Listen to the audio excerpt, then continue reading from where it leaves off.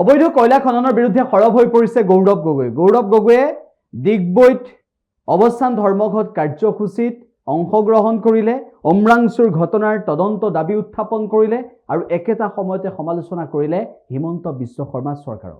অবৈধ কয়লা সিন্ডিকেটৰ লগত জড়িত ব্যক্তি কৰায়ত্ব কৰক, উমৰাংচুৰ খনিত আবদ্ধ শ্ৰমিকক অতি শীঘ্ৰে উদ্ধাৰ কৰক, উমৰাংচুৰ খনিত আবদ্ধ শ্ৰমিকক অতি শীঘ্ৰে উদ্ধাৰ কৰক, উমৰাংচুৰ কয়লা খনিত আবদ্ধ শ্ৰমিকক অতি শীঘ্ৰে উদ্ধাৰ কৰক, অসম উমৰাংচুৰ খনিত আবদ্ধ শ্ৰমিক অতি শীঘ্ৰে উদ্ধাৰ কৰক, উমৰাংচুৰ খনিত আবদ্ধ শ্ৰমিকক অতি শীঘ্ৰে উদ্ধাৰ কৰক।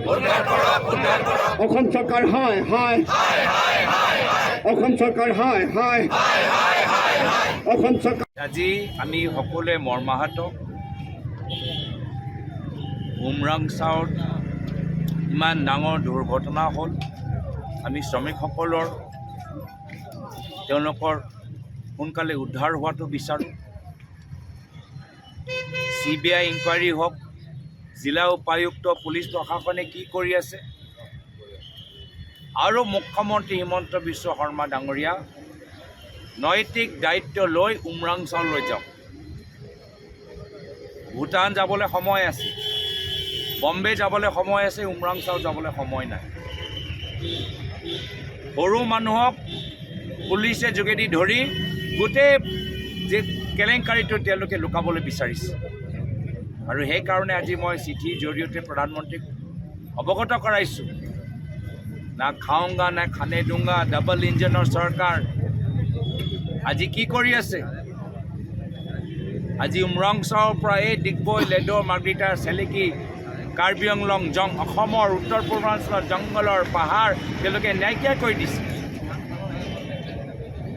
আৰু কোনে কৰিছিল? যিসকলৰ নিজৰ ৰাজনৈতিক যাত্ৰা কয়লা চিণ্ডিকেট, ব্ৰইলাৰ চিণ্ডিকেট, উত্তৰ কাছাৰৰ কেলেংকাৰীৰ পৰা আৰম্ভ হৈছে। আৰু এইখিনিয়ে কথা আমি অসমৰ জনসাধাৰণক গাঁৱে ভূঞে পঞ্চায়তে জনাম কি যেতিয়ালৈকে দিছপুৰত সেইসকল বহি থাকিব যিসকলৰ ৰাজনৈতিক যাত্ৰা চিণ্ডিকেটৰ পৰা আৰম্ভ হৈছে, অসমৰ আৰ্থিক অৱস্থা ভাল নহ'ব। অসমৰ চিণ্ডিকেট এই পৰিৱেশটো শুদ্ধ নহ'ব। উমৰাংচাওৰ দৰে দুৰ্ঘটনা আৰু হ'ব, আৰু শ্ৰমিকসকলৰ নিজৰ প্ৰাণ হেৰুৱাব লাগিব। আজি সেইকাৰণে আমি এই ডিগবৈত আহিছোঁ।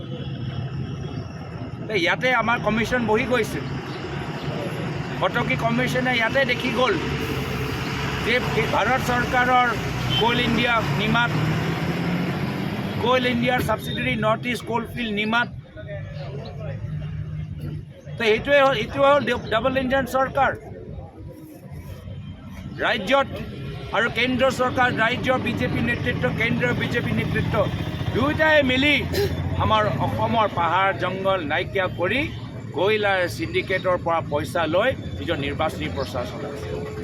যদি চিণ্ডিকেটৰ পইচা আপোনালোকে শেষ কৰে, বিজেপি গুৱাহাটী যে তেওঁলোকে 5 ষ্টাৰ অফিচ বনাইছে, সেই কাৰ্যালয়ৰ দৰ্জাৰ ওপৰত তেওঁলোকে তলা মাৰিব লাগিব। এইখিনি কথা আমি গাঁৱে ভূঞে লৈ যাম যে আমি চিণ্ডিকেট ওপৰত নিৰ্ভৰ অৰ্থনৈতিক নীতি নালাগে। আজি অসমৰ নিবনুৱা যুৱক, অসমৰ শ্ৰমিক এই ধৰণৰ অবৈধ কাম কৰিবলৈ নিবিচাৰে।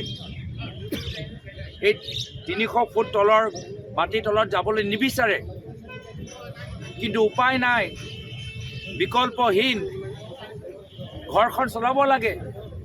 আৰু এয়া হ'ল বিজেপি চৰকাৰৰ আৰ্থিক নীতিৰ বিফলতা, যে তেওঁলোকে অসমৰ নিবনুৱা যুৱকসকলক, শ্ৰমিকসকলক নিজৰ প্ৰাণ হেৰুৱাই এনেকুৱা কিছুমান কাম কৰিবলৈ বাধ্য কৰাইছে। তেওঁলোকৰ কি চিন্তা? মুখ্যমন্ত্ৰী 9ম স্থান গৈ পাই গ'ল, আটাইতকৈ ধনী মুখ্যমন্ত্ৰী তালিকা। তেওঁলোকে তাত দামী দামী গাড়ীত ঘূৰি আছে, হোটেলত খাই আছে। তেওঁলোকৰ কি চিন্তা আমাক কৰিব লাগিব, জনসাধাৰণক ক'ব লাগিব, বিভিন্ন ৰাজনৈতিক দল, ছাত্ৰ সংগঠনক, সচেতন সমাজক, সাংবাদিকসকলক আমি সকলোৱে এতিয়া দায়িত্ব ল'ব লাগিব নিজৰ অসমখন উদ্ধাৰ কৰিবলৈ।